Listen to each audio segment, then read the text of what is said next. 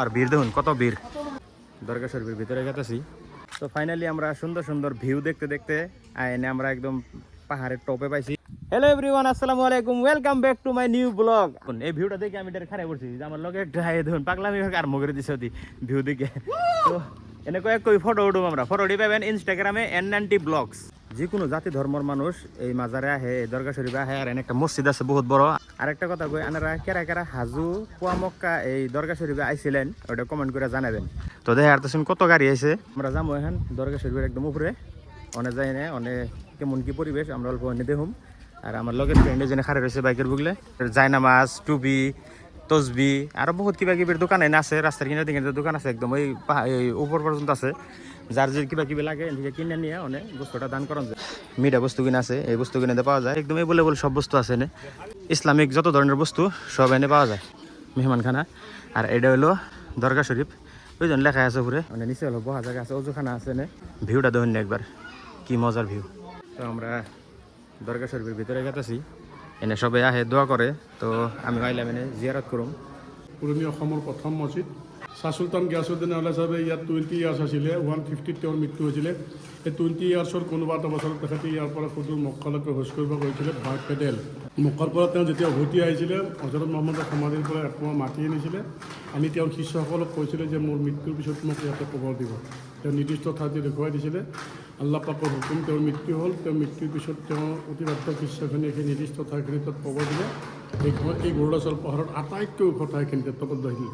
আৰু তেওঁ সেই এপোৱা মাটি তেওঁৰ কবৰৰ ভিতৰত সোমাই দিলে। আৰু সেই এপোৱা মাটি লোকৰ সমাজত চৰ্চিত হৈ পৰিলে পুৱা মক্কা।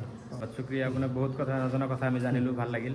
তো এই বিষয়টা আপনারা জানলেন সবাই। তো এটা হলো শাহ সুলতান গিয়াসুদ্দিন আউলিয়া রহমতুল্লাহ আলাইহির এটা দরগা শরীফ।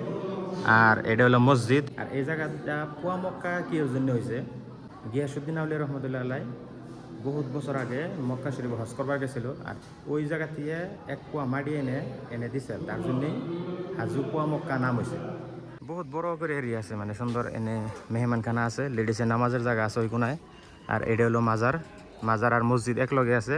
এই পাহাড়ের টপের মধ্যে এই মাজারটা আছে আর কি, দরগা শরীফটা আছে। আমরা নিচে নেমে আসি, এই যে থেকে একটা মজার ভিউ দেখা যায়। ওয়াও, এই যে কত উপরে পাহাড়টা, একদম মেন রাস্তা থেকে পাহাড়ের একদম টপ পর্যন্ত 3 কিলোমিটার। তো এটাই হাজু পোয়া মক্কা। ভিড় দেখা আর তখন কত ভিড়, বহুত মানুষ আছে। তো আমরা যতটুকু পারছি যতটুকু দেখাইছি। তখন আমরা বর্তমান গেছি এখান থেকে পাহাড়ের নিচে আমাকে যেন বাইক রাখছি, আমরা বাইকের অনুযায়ী যাবো। আর ভিড় দেখুন কত ভিড়। মাজারের ভিতরে তো দেখাইলে আমি যতটুকু পারছি। তো এনারা যারা যারা পারছেন, এনারা জানুয়ারি 14 তারিখে থেকে নিয়ে ফেব্রুয়ারির 1 তারিখ পর্যন্ত উরুষ আছে। আর আখেরি দোয়া হবো ফেব্রুয়ারির 2 তারিখে। যারা যারা আইবারছেন এনারা আইহারবেন, ওলা আসামের সব জায়গার মানুষ আইব। তো আমরা চেষ্টা করুম যদি আমরা আইহারি দিলাম আর কি। তো এটাই মাজার Hajo Poa Mecca Dargah Sharif. Thank you. একটা কি উঠ বাবু আটতাছে যে একলা একলাই, ওর ভাই কেরা গার্জেন কেরা। আমরা এখন এদিকে নেমে যাবো, কারণ টাইম শর্ট। কারণ আমাকে এখান থেকে বর্তমান 75 কিলোমিটার যান রাখবো বরপেটা।